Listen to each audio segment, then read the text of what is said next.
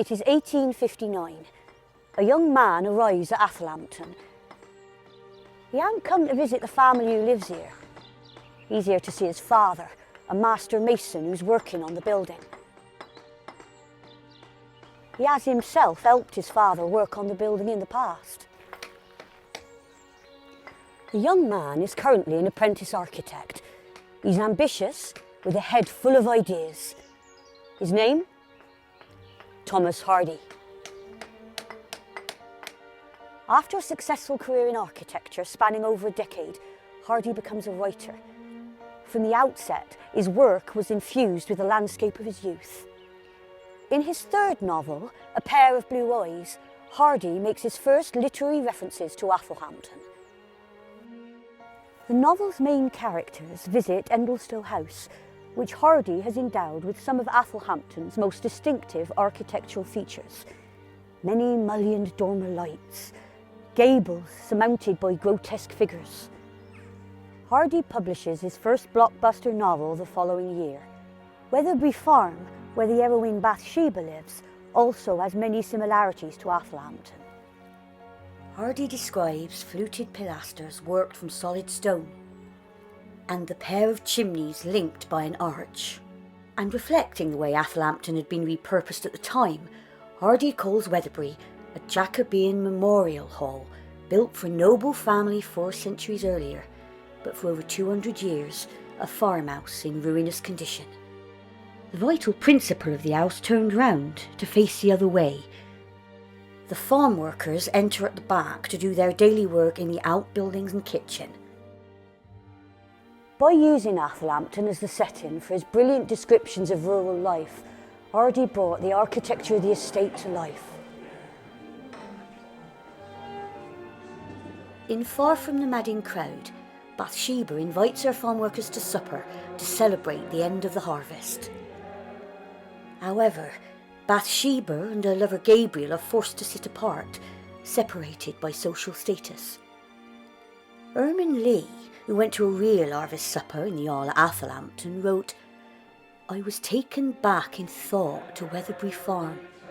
The utter realism of Hardy's writing forced itself upon one."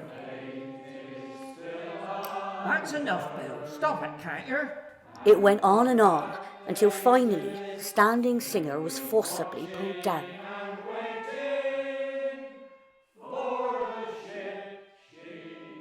Years later, Hardy revisited Athelhampton in his short novel, The Waiting Supper.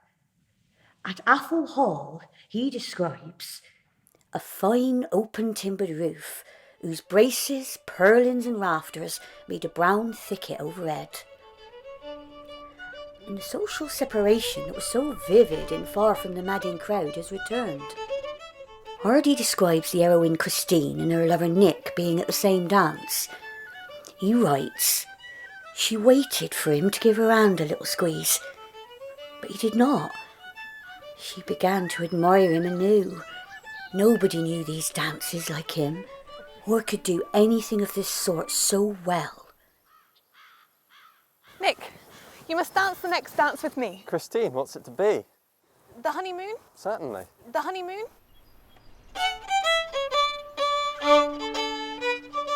The excitement made her forget the carking anxieties, the vision of social breakers ahead.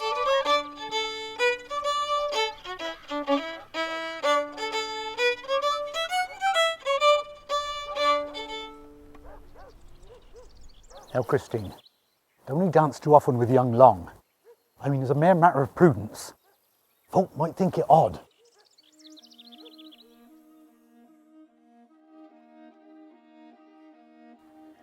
Hardy returned to the theme of lovers torn apart by social convention in his masterpiece, Tess of the D'Urbervilles, in 1891. By now, his own social standing is transformed. He's become a world-famous author.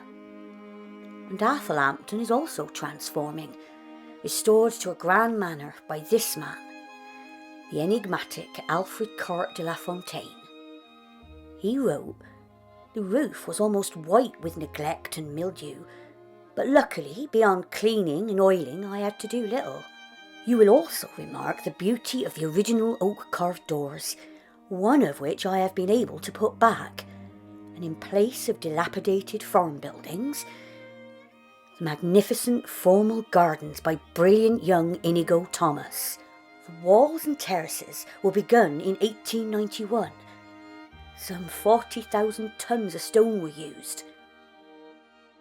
Hardy, now writing only poetry, lives just a few miles away and visits Athelhampton many times.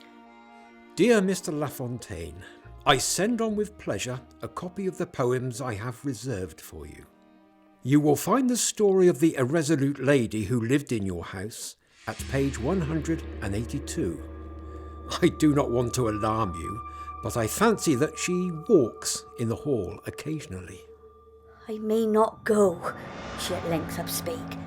Thoughts call me back. I would still lose all for your dear, dear sake. My heart is thine, friend, but my track I own to Athelhall must take to hinder household rack. Hardy lives with his ailing wife Emma, but sees more and more of Florence Dugdale. Emma dies in 1912, and in 1914 he marries Florence. Florence, in her biography of Hardy, describes how they were at Athelhampton on August the 4th, 11 p.m. War declared with Germany. On this day there were, at Athelhampton, where a telegram came.